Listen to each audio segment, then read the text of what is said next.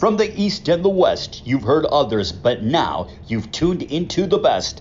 This is a Prime Wave Media production.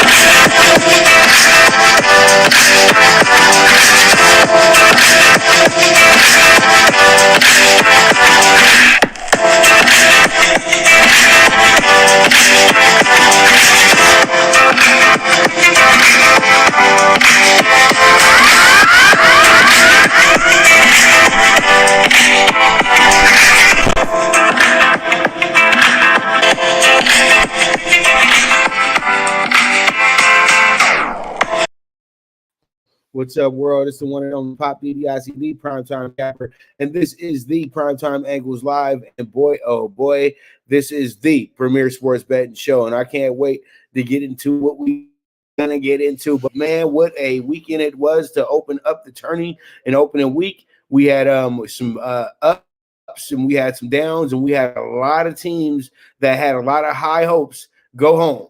And pretty much, it's crazy when you see that we only had 1 3 seed get passed, and then we only had two seeds get passed, and then we had only 3 1 seeds get passed as well too.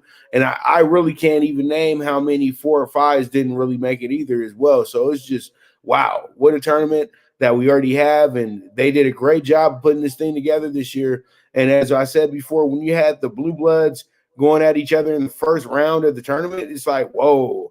All right, so pretty much Baylor and Gonzaga, very impressive this weekend in their 2 matchups. I think that Gonzaga probably had the harder games. And no, not Gonzaga. I mean, Baylor had the harder games. And since Gonzaga actually was able to dispose of their opponents fairly easily, their first game they won by I think almost 45 points. Their second game, they go ahead and they win that one by 17. Baylor was very good in their first game, but they didn't cover. Baylor was very good in their second game, but barely covering, but they won by 8 against Wisconsin. And it doesn't get easier for Baylor because you know what Baylor is up against. Baylor has to play against Villanova, 2-time national champion in the last 5 years, 3 overall. So this is going to be epic in the sense that you got a Baylor team going against a team that's seen as pretty much the a gatekeeper in a sense, and this is a true test for Baylor. And I think if they're able to get past Villanova, there's really no doubt that they get to the Final Four, even though it looks like most likely they'll probably play Arkansas unless, those boys from Earl Roberts got one more in them. And if they do, that's going to be pretty epic showdown pretty much with Baylor.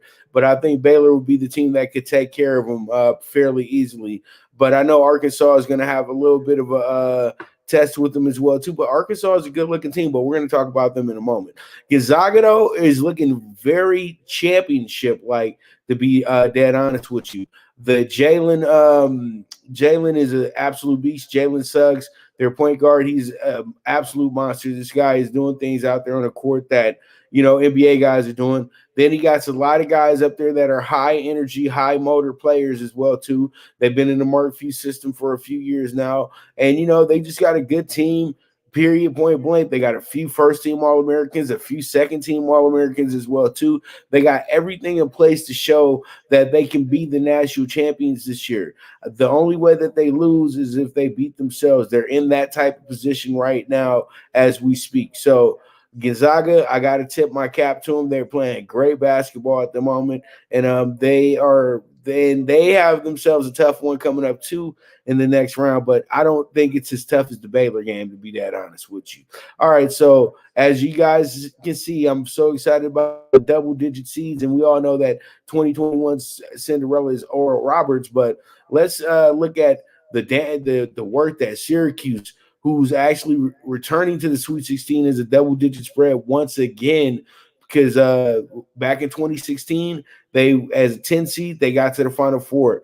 Back in 2018, they got to the Sweet 16, and the last tournament they were 11 seed as well too, and got to the Sweet 16.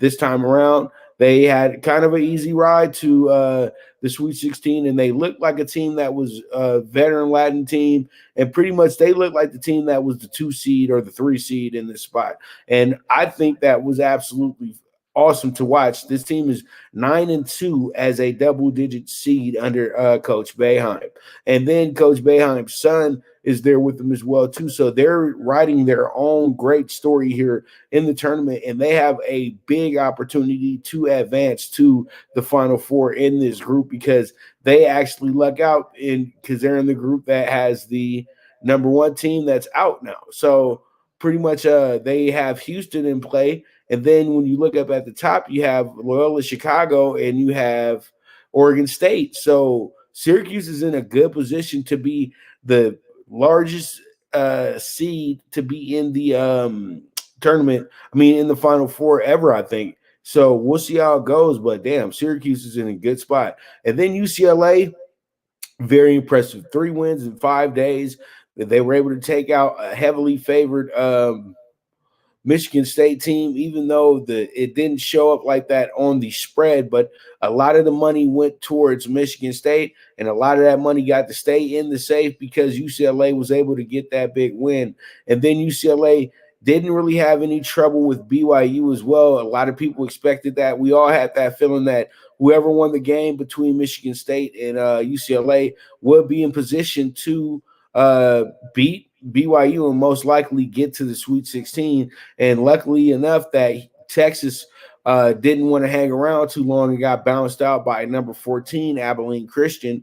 And people thought that UCLA might have some issues with them, but I had to go back and let people know the last time that UCLA was the 11th seed back in 2015, they actually were able to beat a SMU team that was very good and had a lot of the tickets on them as well too. And then in the next round, they were fortunate enough to play against Stephen F. Austin, who's in the same conference as Abilene Christian, who was a 14 seed. So it was pretty much deja vu.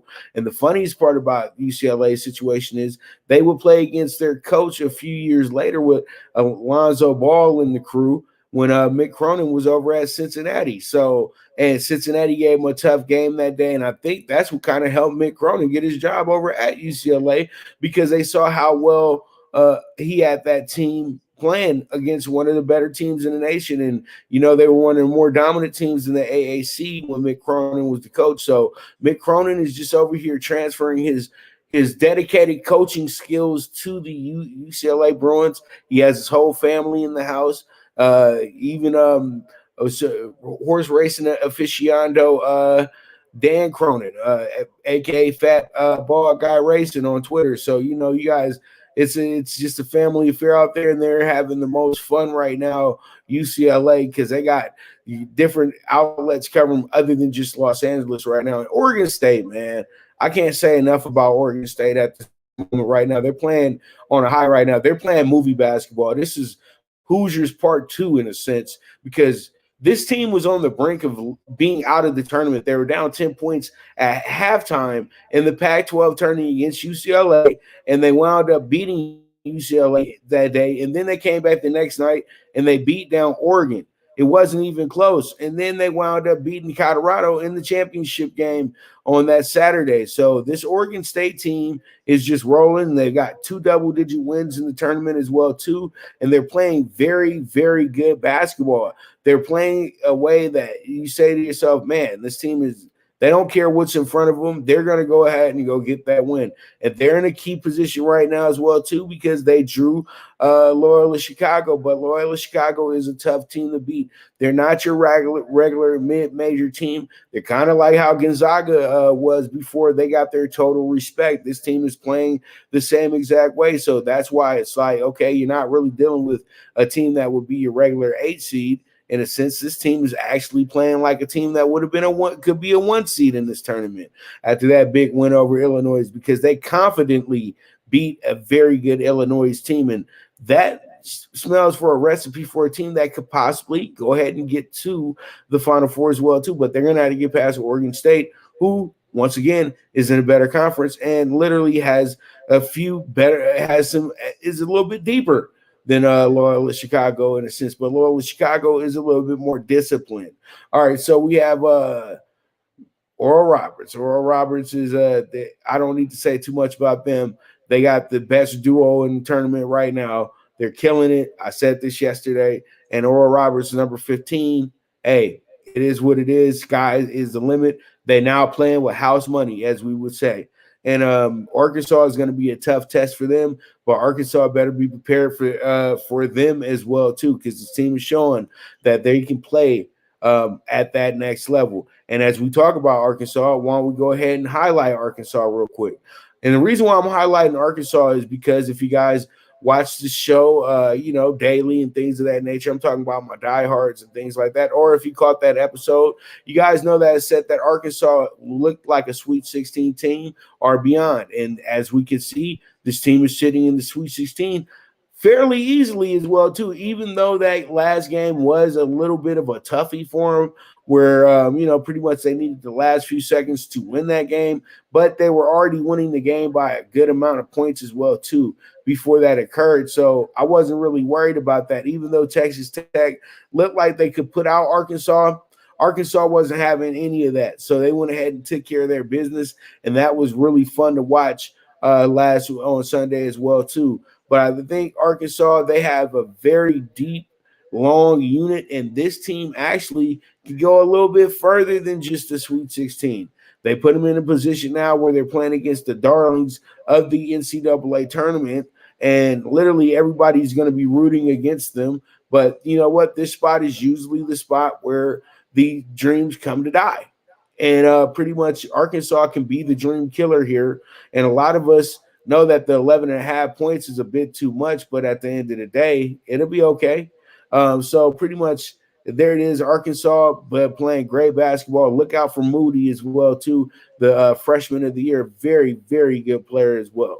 So we move on. Let's talk about the NBA player of the night, and that's no other than Campbell Hall's own Jrue Holiday. Jrue Holiday had himself a night last night. He had 28 points, 5 rebounds, 14 assists, leading the way to a 140-113 victory for his Bucks over the Pacers last night without their star player Giannis as well, too. I like the way this Bucks team plays when Giannis isn't in the lineup. They play a little bit more freer, and they play a little bit more of a team game. They pass the ball a little bit more efficiently, and they don't have somebody who's just pounding away, trying to figure out how he can get his dunk in or his little layups or his fouls and stuff like that.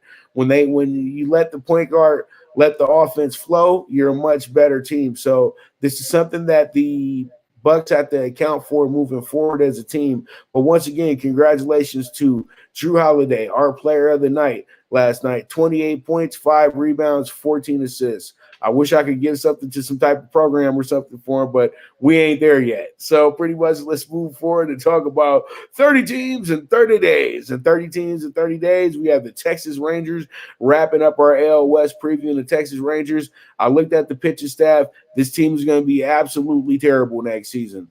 At the end of the day, this team has really nothing to offer. And I think that only thing that you can get out of this team is a whole lot of over games. That's it. I think that you would have to do a whole lot of scoreboard watching with them, and then pick them in random spots to be a big winner for you, mainly in the division. I wouldn't really give them too much when it comes to playing outside of the division. But when I looked at that pitching staff, I just was like, oh, man, it's going to be a bad year for Texas, unless they can get some bats going. But Joey Gallo seems to be the only bright spot, but Joey Gallo could bring in a lot of assets as well, too. Joey Gallo was a high draft pick for this team years ago, and I remember watching Joey Gallo's first few games in the MLB. He was able to hit a grand slam, I think, off of Clayton Kershaw.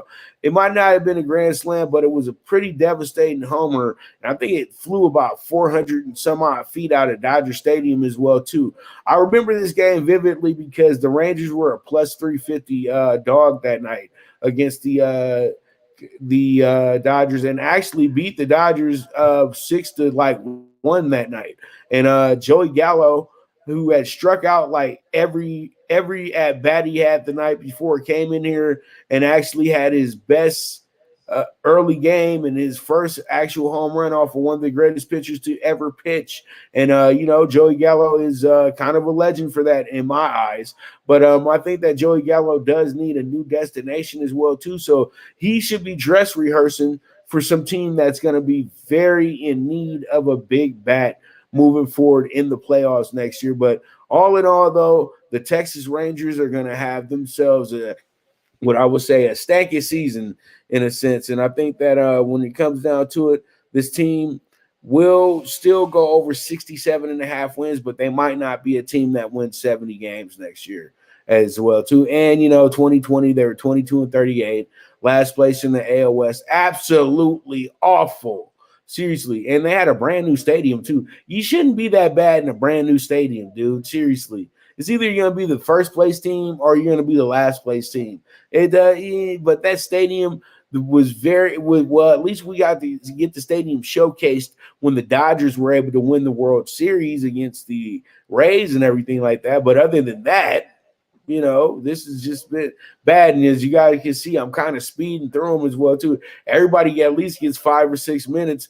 Man, the Rangers get about 90 seconds because I don't need to tell you too much about them. They know that they're going to be a bad team this season. So just be ready for a lot of fading the Rangers this year. That's all I can say to my bettors, okay? So with that, check out our awesome sponsor, hatclub.com.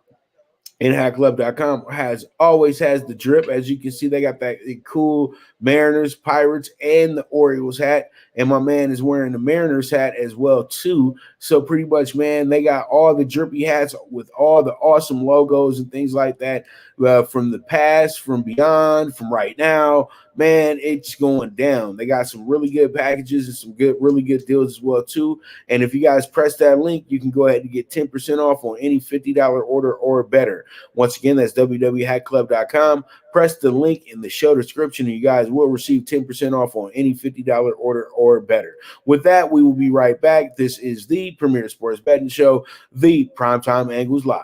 Good News Only Racing Club, led by the legendary Doug O'Neill, the trainer of 2 Kentucky Derby winners, and I'll have another in Nyquist. Also trained 2-time Breeders' Cup champ Golden Sense, who are just a part of a long list of thoroughbred champions trained by Doug O'Neill. The Good News Only Racing Club has a young core of horses to look out for in Dennis's Celery, Irish Heatwave, and Notre Dame, just to name a few. Win the day every day with the Good News Only Racing Club, a proud sponsor of the NFL Bet Exchange. From the East and the West, you've heard others, but now you've tuned into the best. This is a Prime Wave Media production.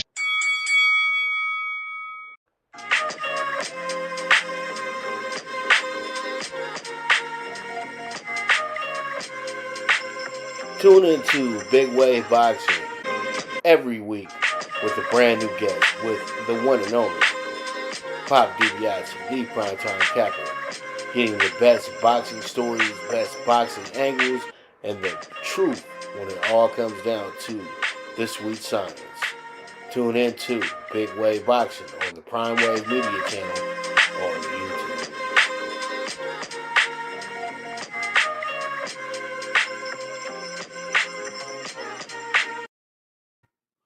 All right, we are back with the Premier Sports Betting Show, the Primetime Angles Live with the one and only Pop DiBiase, the Primetime Capper. And let's go ahead and talk about the Sweet 16 Midwest region.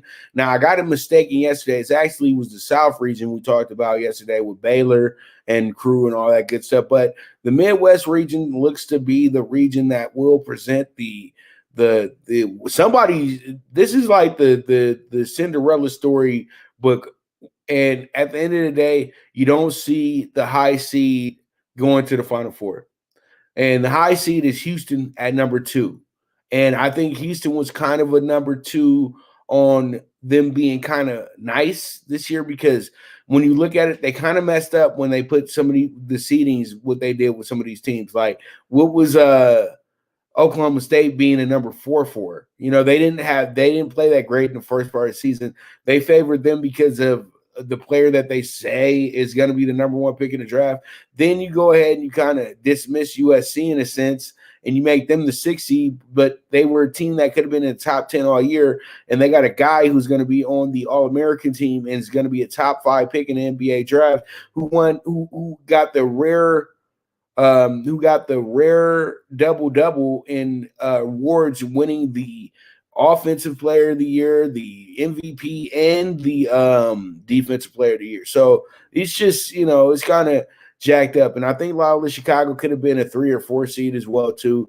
But you know what? It is what it is. That's why we play the tournament. This is why I told you guys from day one, seeds do not matter. Once again, I'll repeat that to you. Seeds do not matter. So when you look at this, you have a Loyola-Chicago team coming in as a 6.5-point favorite. I think that Oregon State will draw a lot of the early money for this game. But when we get down to it and they get down to a certain number, which will probably be about 4.5, 4, they'll up this bad boy back up and we'll meet in the middle at 5. I think that there's going to be late money coming in on Loyola, early money coming in on Oregon State. I'm saying early money with Oregon State simply because that's going to be the heartwarm factor. I love the way this team is playing, and somebody thinking that they're ahead of the curve. Then the Loyola-Chicago money comes in late because, you know, everybody's going to have that confidence that Loyola-Chicago been there, done that. And you know what? They're a team of destiny. Sister Jean, coach of the year. What a speech that she had as well for the team. I couldn't believe that old lady told them that if they kept them up under 30% for the 3 and if they didn't have them hit as many 2s, they would be able to win the game, and that's exactly what happened. So Sister Jean should be getting the coach of the year, and if Loyola-Chicago wins, she better get herself a ring or something as well too. They better will that old lady onto the court because she, I think, is just like how Chick Hearns used to be for the Lakers, the actual coach without the title. So, you know, it is what it is. But Oregon State, they really do have a Hoosiers type situation. When you look at their coach, the guy looks like he runs a bar in Portland somewhere. You know what I mean? Where he's like, you know, one of those old guys. He got his kids working there for him. Some sports bar, some local sports bar, or something like that. He looks like he's the town hero or something of that nature from 30 years past, but he's doing a damn good job as well too because he was able to recruit those players that a lot of people overlook and bring in players from the JUCO level that missed out early on getting to Division I. So Oregon State and Loyola present an awesome matchup of retreads and overlooked players and guys with chips on their shoulders. So this game will be sold to the max as one of the premier games of the weekend as well too. So be ready for that part. This game is coming up on Saturday.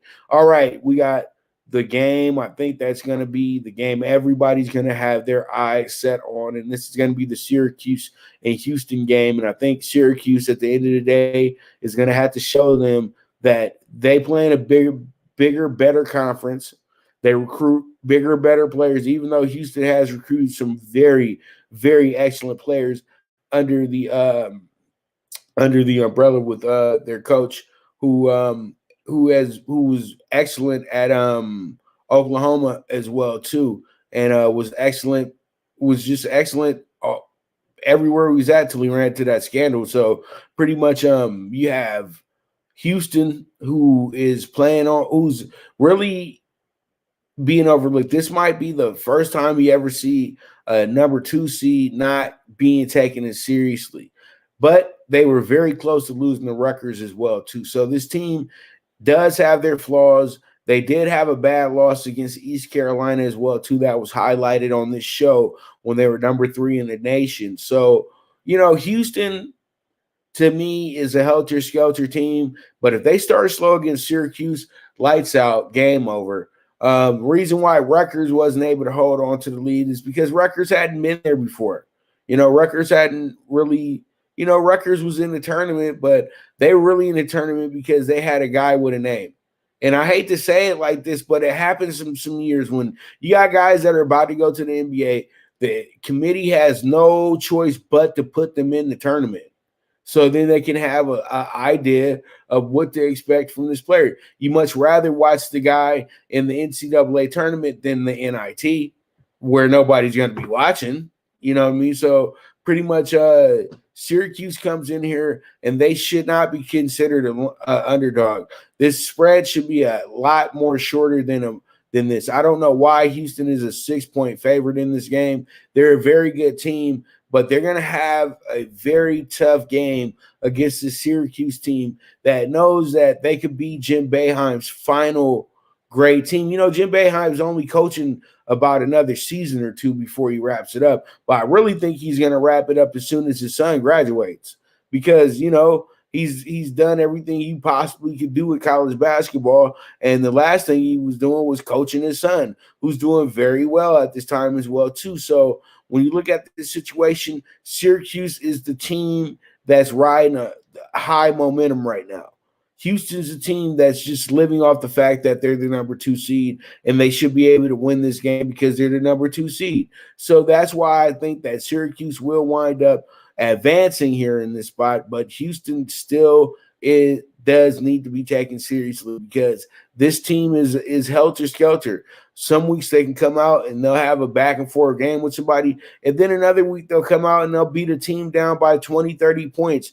So it is what it is at the end of the day, and we have ourselves a great game brewing here. So with that, check out another great sponsor that we've had, and they shouted me out on Twitter yesterday as well too, Paramount Plus. And Paramount Plus, you can go ahead and watch all the games on Paramount Plus as well too, stream them March Madness as well too, because you know what? Paramount owns all those companies that pretty much are in business with all those companies that are pretty much putting on the tournament, showing great shows.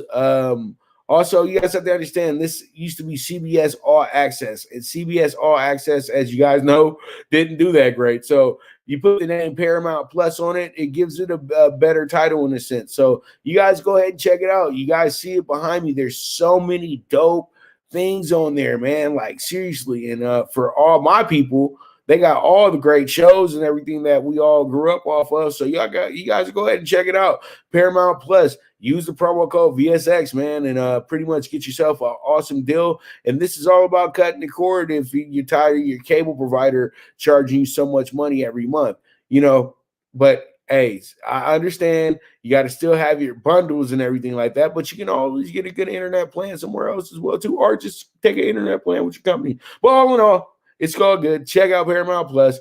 VSX is the promo code. And this is the premier sports betting show, the Primetime Angles Live. The Viget app, where social media meets sports betting. Get the latest line movements in all major sports. Track your daily bets, daily contests, the NFL over-under contest that pays out $10K in cash prizes. This is a cutting-edge app that helps betting be easy. Sign up with the reference code POPDBIC and you will be able to watch my daily show, The Primetime Angles, as a resource to building that bankroll. Viget is available in your Apple or Google Store on your iOS or Android. The social sports betting app, Viget.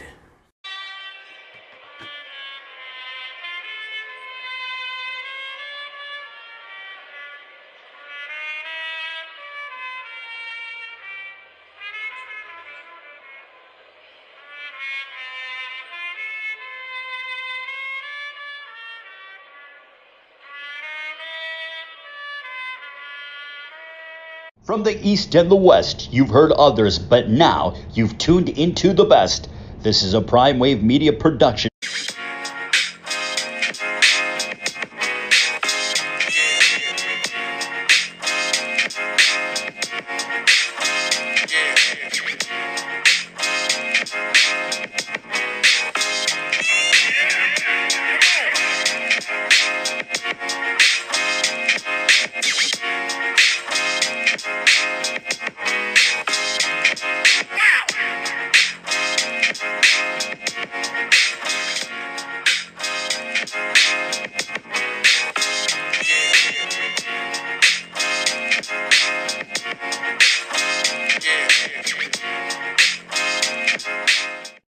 Oh, boy.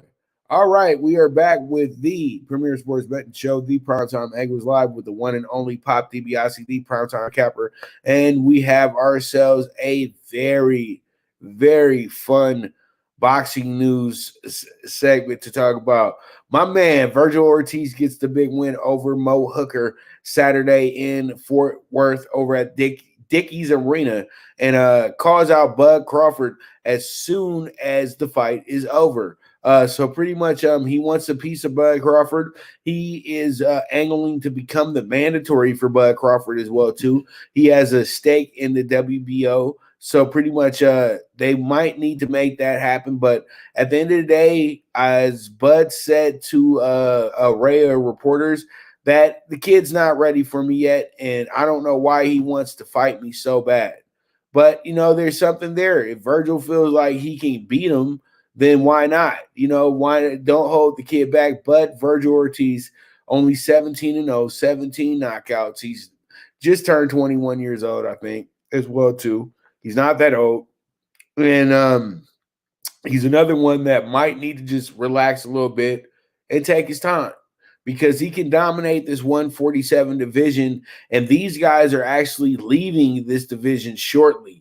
A lot of people have to understand that part. This may be the last year Bud Crawford and Errol Spencer fighting at 147, because what is there to accomplish now at 147? You got a lot of young boys coming, and when guys move on, they're doing this to give them the opportunity to take over, and then for them to go ahead and conquer another goal in their boxing journey.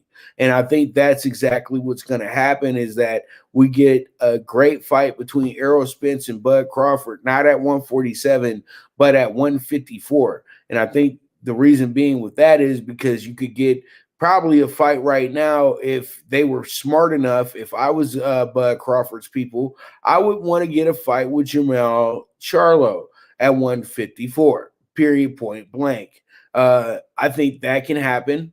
And I think Charlo would be much obliged to it, because all in all, it would be the biggest fight of his career. It would be the biggest fight of Bud Crawford's career, and they can go ahead and get it on. And do I think that Bud Crawford can beat Charlo? Actually, yes. And if that was to happen, then that would pretty much entice Errol Spence to go ahead and want to take that fight, in my opinion. So Virgil Ortiz, my little buddy, my homie, Burger, I still got to give him his fat burger. And pretty much I think the skies are the limit for this kid. He's knocked out everybody. He stopped everybody that came in front of him. He beat Maurice Hooker. That's a big step up. A bigger step, just like Ryan, his buddy, who had a big step up a few months back in his big bout against Luke Campbell. So all in all, Virgil Ortiz just needs to keep walking and breaking down those doors, and he will be a world champion, undisputed world champion at that as well too, as long as he just keeps going on his path and his mission. Don't try to jump 10 steps ahead, kid. Just keep taking your time, doing what you got to do, and let those belts drop off to you. A fight I would love to see him actually in right now would be a fight with somebody I know who would be willing to fight him right now, because he's willing to fight anybody. And that's my Cuban partner, Yordenis Ugas. And I think that they could put on a great fight. Yordenis Ugas is a very experienced fighter. He's one of the greatest amateurs in Cuban history as well, too. This wouldn't be a big blockbuster fight, but it would be a diehard boxing fans absolute treat. So why don't we try to put that fight together, okay? But I'm not a matchmaker. That's not my job, because if I was, I know I would be probably one of the best at that as well too. All right, so with that, let's move on and talk about our next topic. Joshua and Fury are over here setting up fights, but they have no set date. They have no venue. And there's reasons for this, because most likely, if they have this fight, the only thing that Tyson Fury is going to be bringing in is the imaginary lineal belt and the ring belt, because they're not going to let him have the WBC belt anymore. Because the thing is, the WBC has a mandate for him to fight Deontay Wilder. And everybody's saying Deontay is going crazy. He's losing his mind. He's this, that, da. But the thing is, Deontay's just living. And he spent 5-6 years as the champion. And him saying wild and crazy things is not really wild and crazy things. It's just that you don't like the guy. So you're just going to pretty much always write him off as a crazy person or somebody, or you just don't want to hear that. I understand. When he was a champion, you had to tolerate it because he was a champion. Now he's not a champion. Now you don't want to tolerate it. But at the end of the day, though, this man is owed a third fight against Tyson Fury. It doesn't matter what you say, what you want to do. It does not matter. You have to let this man get his third fight against Tyson Fury. And I think, Andy Ruiz deserves his third fight with Anthony Joshua, to be that honest with you.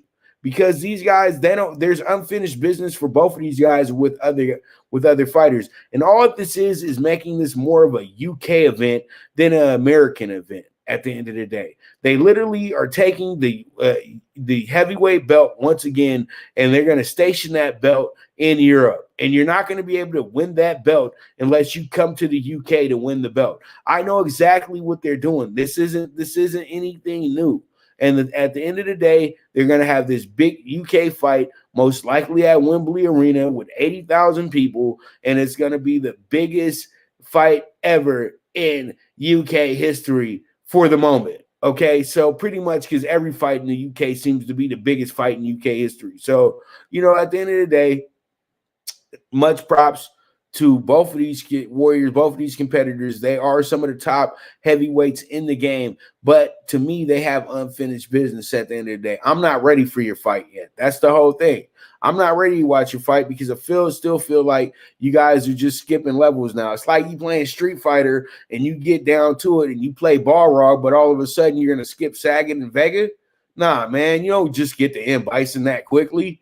So we'll see how it goes, but most likely it will probably wind up being that Joshua will be the A side to this because he has the belts, and more than likely be ready for Tyson Fury to be stripped of that green belt that he was elusively chasing. Because I don't think at the end of the day he doesn't care because he can run around and say, I'm the lineal champion. Okay, and I would say that, at 3, 4, 5 years inactivity and then coming back after a while, or how does that still make you the lineal champion? Seriously, but it is what it is at the end of the day. So somebody got to beat the man to beat a man, and we'll see how it goes. But Joshua Fury, they agreed to a 2-fight deal, and so we all know it's a contract in place for these two. And look at that epic look. This will be a great fight, in my opinion. All in all, though, to keep it real with you, though. But I just think that they just don't need to skip steps before they face off with each other. That's the whole thing. But let's hope everything works out. But we all know who's going to win the trash talking game. That's going to be Tyson Fury for sure because, man, I hate to tell you guys this. I've been around AJ too, and the guy is pretty corny. So pretty much at the end of the day, it is what it is. All right, so we move forward. Let's talk about these two puppies. And Devin Haney and the Ryan Garcia saga continues. Garcia turns down Haney for a title fight. But the funny thing about it is Devin's already over here trying to prospect title fights with Ryan Garcia, but he has a fight with Jorge Linares, who's an absolute danger at this point. Devin Haney has never fought anybody like Jorge Linares, and I think Devin Haney might need to be putting his thoughts towards maybe fighting Vasily Lomachenko. At the end of the day, he thinks he's such a big boy and he knows everything and he's his own boss and he's this, that, and the third. Well, it's time to start going ahead and stop chasing these prima donnas like Ryan Garcia and just go ahead and fight the best of the best like you said you was going to do. I think that you want to fight Ryan Garcia is more of a duck to try to get some social media likes and, have some social media back and forth and things of that nature, trying to, if the fight really wants to happen, then have Triller pick it up at this moment, because that's what it looks like to me, a Triller event. At the end of the day, Devin, leave it, let it go. Y'all will fight sometime down the road, but let your careers grow. That's the whole thing. Nobody's ready for this fight. It's like literally pretty much, I don't want to talk nasty like that because, everybody wants to, everybody has a lot of people have no filter on their shows, but I try to make sure that I do because, I'm trying to bring in some good sponsors.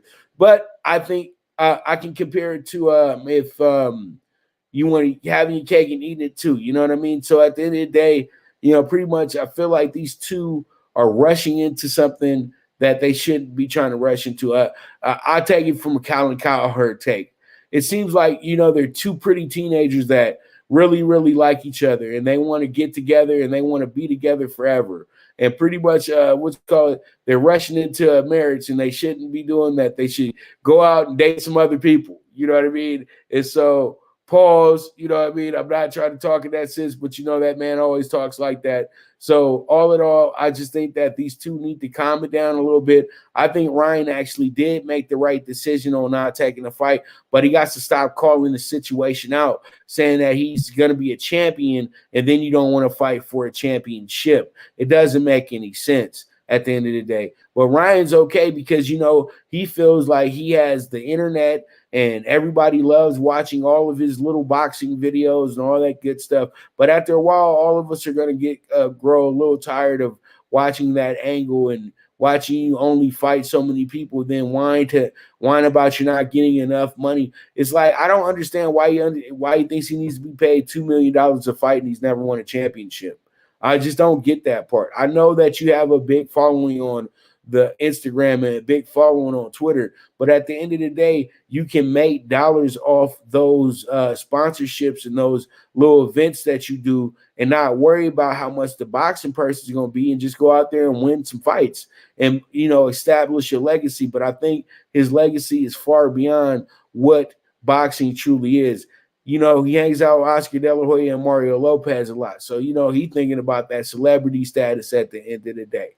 You know what I mean? And Devin Haney is a guy that wants to prove himself. But at the end of the day, I love Devin Haney. He's a great fighter. But if you go in a barbershop, I'm going to tell you like this, maybe only 5 people. If you ask 10 people, 5 folks who probably know who Devin Haney is. I hate to say that, but I already did it. That's the whole thing. I hate to talk like that, but, you know, pretty much it is what it is at the end of the day. So, you know, Devin Haney, just keep growing, keep doing explosive things, keep doing great things, keep calling your shots. But I would say this, fight Linares, then fight Lomachenko. You beat those two, they can't tell you nothing. And then T.O. really won't have any excuse about not fighting you if you can take out those two. All right, so it is what it is. And do I got any more? Yeah, I got Benavidez and Jermall Charlo. You know what I mean? David Benavidez is on a – David Benavidez is doing what I like to call – kind of some bully tactics right now, but he can't bully a Charlo twin. You know that they the master bullies. But I think the thing is he wants to fight Charlo because he sees the size advantage in fighting Charlo. But I think that's dangerous territory, to be that honest with you, because Maul to me is the better of the two. To be that honest with you, that's why he's sitting at 160 right now. That's why Triple G avoids him. That's why Canelo has avoided him. And I just think at the end of the day, this would be an absolute career killer for Benavidez if he was to fight Charlo at this point. You know what I mean? Charlo's at the prime of his career, and the way he moves those hands and he counters, I think that it would be a lot of trouble for David Benavidez. And I'm a David Benavidez fan. And thing is, one thing that's wrong with David Benavidez, he has the same issue that Triple G has. Bad footwork. Your feet look bad. We know that you can't dance. I just can tell you that right now. I can tell you can't dance. So pretty much Charlo can dance, and I feel like he can put himself at angles that will probably end the night early. Even though David Benavidez has a great chin, Charlo does have a great point when he says the guy gets hit too much. And when you fight a Charlo twin, you don't want to be getting hit too much with those guys because I don't know. They wake up in the morning angry. You know what I mean? Seriously, I think they eat breakfast angry. These guys are sometimes I ask myself, are they the sons of Clubber Lane? Like, seriously, these guys are just angry. And that's a good thing in boxing. So pretty much I think Charlo would have a absolute great night against David Benavidez at this point. He's just leagues ahead of him. I know everybody loves David Benavidez. He's a prodigy. He's a star. He was a young champion. Everybody loves a young champion, but that doesn't mean a young champion is still smart enough to know what he's asking for. You got me? So pretty much with that, that's going to be a wrap on our boxing news for today. And you guys, you already know, check out Fubo TV where you guys can get all these great sporting events. live or taped or whatever, but you can get all these great sporting events. As you can see, you get every big conference's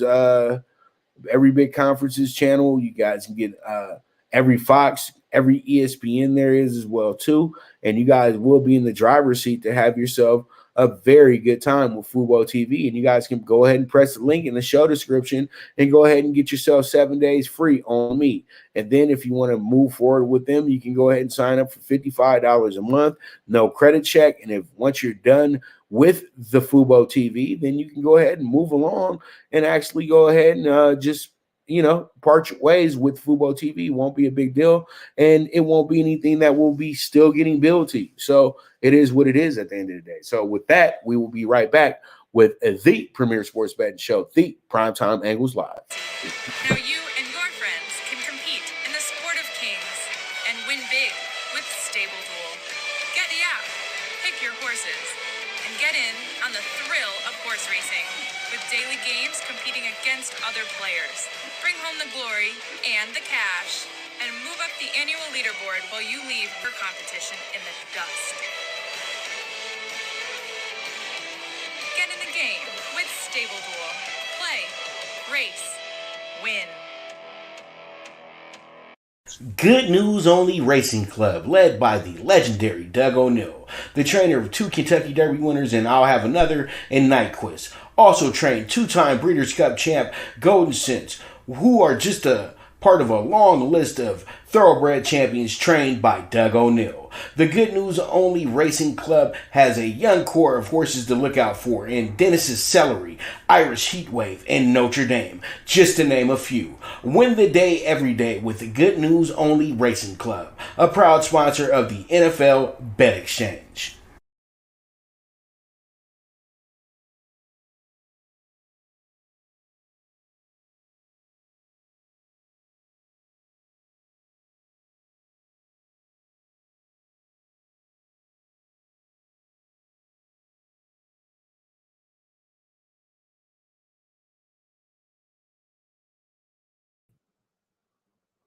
All right, I'm back in. All right, we're back with the premier sports betting show with the one and only Pop DiBiase, the primetime capper. And boy, oh boy, you guys already know what time it is. It's time for the NBA Tuesday preview. So up first, we got the Nuggets at the Magic and the lowly Magic. The Magic, boy, I'm telling you. Well, it's okay. They're about to start moving players in a few days anyway. Aaron Gordon is on the block as well, too. So, guys, be ready for that. And I think they've been getting some word on my man, too, dunk contest. So pretty much we'll see how it goes with the Magic over the next few days. Actually, Terrence Ross. So he's getting 16 a game, too. He's a nice swing man. So I think that could be a good little deal for you as well. Aaron Gordon, 14.7 a game. This is going to be I don't know how much he can demand in a trade, to be dead honest with you, because he's not a 20-point scorer. And I don't think he's ever been a 20-point scorer in this league as well, too. To me, Vucevic is the guy that you want to really go get on the Orlando Magic if you're a playoff team. Now, the Nuggets are coming into this game, and the Nuggets are looking pretty good in the month of March. These guys have themselves 7 wins to their 2 losses in the 9 games that they've played. Orlando, on the other hand, though, these guys have came out and they've actually lost their last 8 out of 9. So this is a pretty bad team at this point, to be dead honest with you. Their last win came against Brooklyn, of all teams, at home. So you know what? This is still a dangerous situation for Denver moving forward, even though they are a 7.5-point favorite tonight. And it's over under 216.5. I would say you would go ahead and have the scoreboard watch here. And this is one thing that you can keep in mind. Orlando is notorious for going under in games. So be ready for that angle as well, too. All right, let's move on to our next game. And our next game is going to be a doozy. It's going to be the Wizards at the New York Knicks. Man, I always kind of miss the fact that the Washington Wizards aren't the Washington Bullets anymore. But I understand why they got rid of that name, because of all the crime and all the murders and things like that in the D.C. area. They had to do that back in the day to kind of, kind of, get away from that idea. But, Washington Bullets is a perfect NBA name, though. You know what I mean? Like Bullets. It's a perfect name for a basketball team, in my opinion. You know what I mean? But it is what it is. And they used to have great games against the New York Knicks when they were all in the Atlantic Division. So this is a reunited, and I'm telling you, this is going to be a good game tonight. You got a 2.5-point favorite in the Knicks tonight, over under 225.5. The Knicks are actually in a good place right now to make some trades as well too, and they are exploring that possibility as well too. And from what I'm hearing, maybe Zoe might be a part of a package to go there as well. They still have guys like Alec Burke, and they still have Kevin Knox as well too. And I think maybe if they threw in the French kid that they drafted a few years ago over Dennis Smith Jr., then maybe they might be able to get on to something. But all in all, though, the Knicks sixth in the rebounds this year, 46 a game. They are not scoring well, though. They're 28th when it comes to scoring points, 105 a game. And the Knicks, when I look at their schedule over the last month, for the month of March, they only got 3 wins. That's pretty bad. The Knicks 3-5 this month, so that's not good, but they still are in playoff contention. And then, the Wizards, they went back to their old bad selves. They've only won twice this month, and they wind up 2-8 right now. So this is a very toss-up of a game, and I think that literally you will probably look towards the Knicks to win this one, but you can't sleep on the Wizards in this spot. Both of them are playing just as bad. So it is what it is at the end of the day. Let's move forward. All right, so we have the Suns and the Heat. This is going to probably be the game of the night. You got Chris Paul going against Jimmy Butler. And tonight I feel like you got a Suns team that is so hot right now. They feeling themselves after a big win over the LeBron-less, AD-less Lakers. But that's the second win they've had over the Lakers this month as well, too. So that's something to look at. And this team is 6-2 in the month of March right now. So, when you look at it, you tell yourself Phoenix is rolling right now. But how much longer, though? That's my question. We all know Devin Booker's due for missing 5 or 6 games in a row soon with some type of injury. And, pretty much I think that Chris Paul is the end-all, be-all. If something happens to Chris Paul, then they back to square one with this team. And you know what? That's not out the element yet as well either, because Chris Paul loves to get hurt about this time of the year right before you start getting to the playoffs and everything. I would say he loves to get hurt, but, it just seems like he gets hurt all right before we get to the playoff time. You know what I mean? So it is what it is. All right, so you look at Miami tonight. Miami have been playing some of the best basketball in the league. They've lost 3 in a row after winning 5 in a row. And so pretty much tonight they want to bounce back, get a good win against this Western Conference team. They played well against all year this conference. So I got a lot of confidence in Miami tonight. I think they can pull it off. Let's see how it goes. Let's see how it shakes out. But Suns, Heat. Let's move on to see the Sixers and the Warriors. And the Warriors, I think they're going out without Steph Curry again, who banged up his back running into the little exterior on the outside. See, that's what happens when you always showing off and doing fun stuff. You was trying to be extra like LeBron, and it didn't work. You know what I mean? You got to learn how to jump over the corridor. But it's all good, though. You got a 76ers team that's still Embiid-less right now. And so this is a toss-up game in a sense. But I think that the 76ers, the way that they're playing up under Doc this year, they're with the mentality that they don't need their stars to beat you in a game. They're 30-13. This team is playing absolutely tremendous. They're 8-1 this month. Their only loss coming to Milwaukee at home. And that's not surprising because Milwaukee only beat them by 4. And Milwaukee's considered one of the best teams in the Eastern Conference, so it's going to happen. So pretty much 76ers at the Warriors tonight, 3.5-point spread to 3.5-point spread as well too.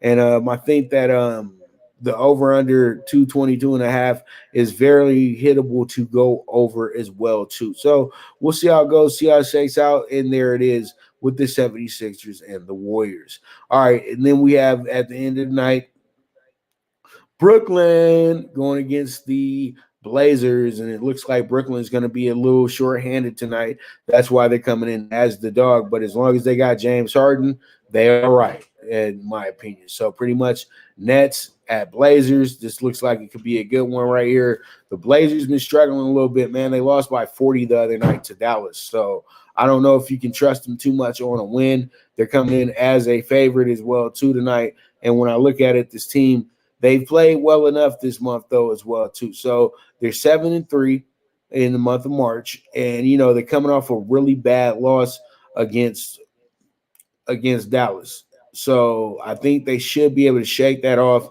and be able to compete tonight. So there it is.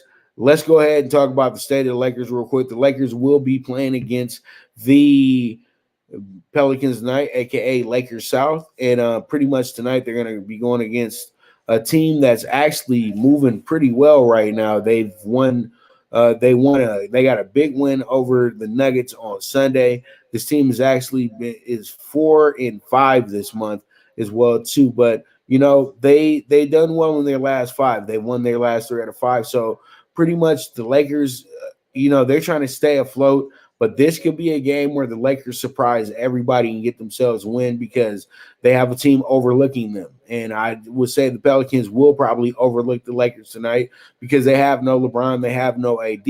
But this could possibly wind up being a pretty good night for the Lakers. But what they need, though, is they need Montrezl Harrell and Schroeder to have a big game. But they need Kyle Kuzma to definitely have a big game for him tonight. So we'll see how it goes. The Lakers, I don't have much to say. It's going to be another game without the stars. They're going to have to buckle down, play really good basketball, and go from there. It's that simple. State of the Lakers, and that's it, and that's all. Let's move on to talking tickets.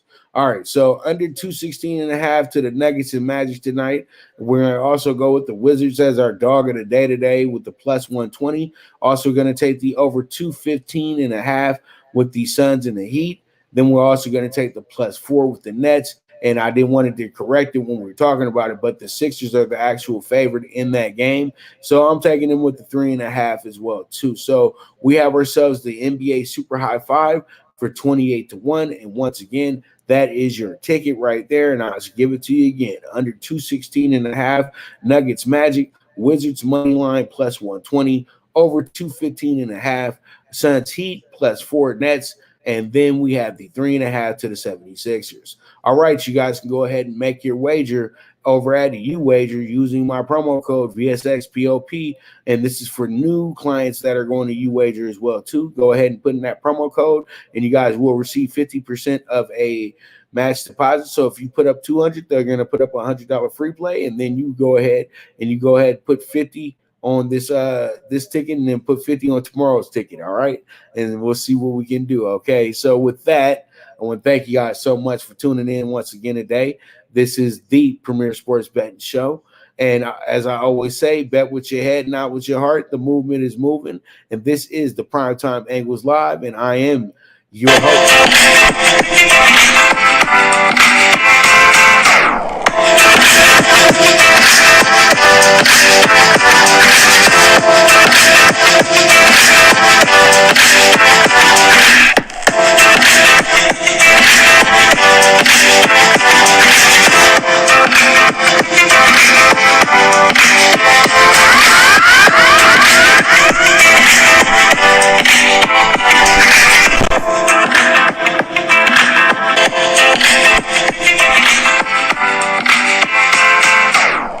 From the East and the West, you've heard others, but now you've tuned into the best. This is a Prime Wave Media production.